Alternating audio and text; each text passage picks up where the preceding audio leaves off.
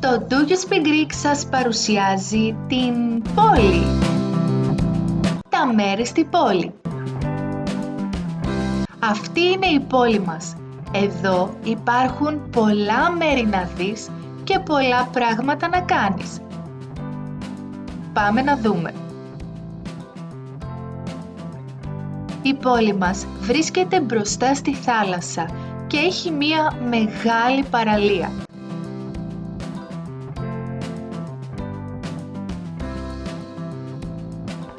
Αν περπατήσεις τον μισό δρόμο της παραλίας, θα φτάσεις στον Λευκό Πύργο.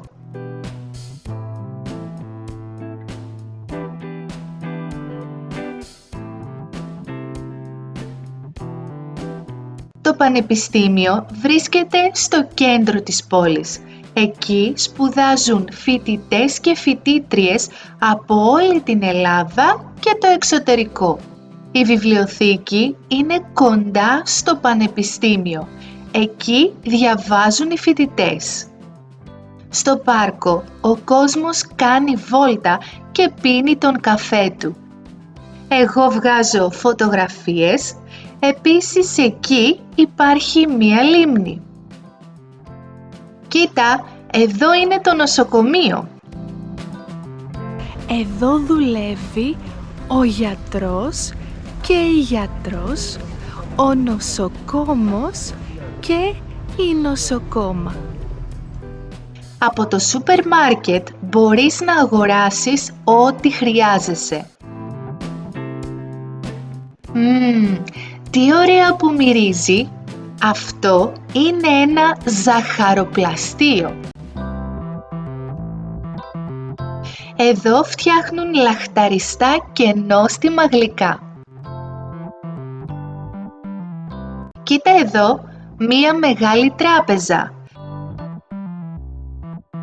Εδώ μέσα υπάρχουν πολλά χρήματα, Στην πόλη μας υπάρχουν πολλά εστιατόρια και καφέ. Τα εστιατόρια είναι γεμάτα το Σαββατοκύριακο. Στην Ελλάδα επίσης υπάρχουν και τα σουβλατζίδικα.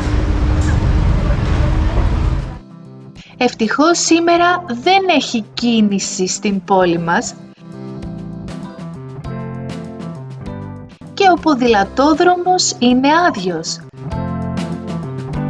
Συνήθως έχει πολλή κίνηση στη Θεσσαλονίκη. Αυτή είναι η εκκλησία. Υπάρχει μία εκκλησία σε κάθε γωνιά της πόλης μας.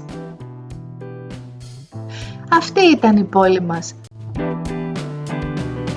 Σου άρεσε? Γράψε μας στα σχόλια.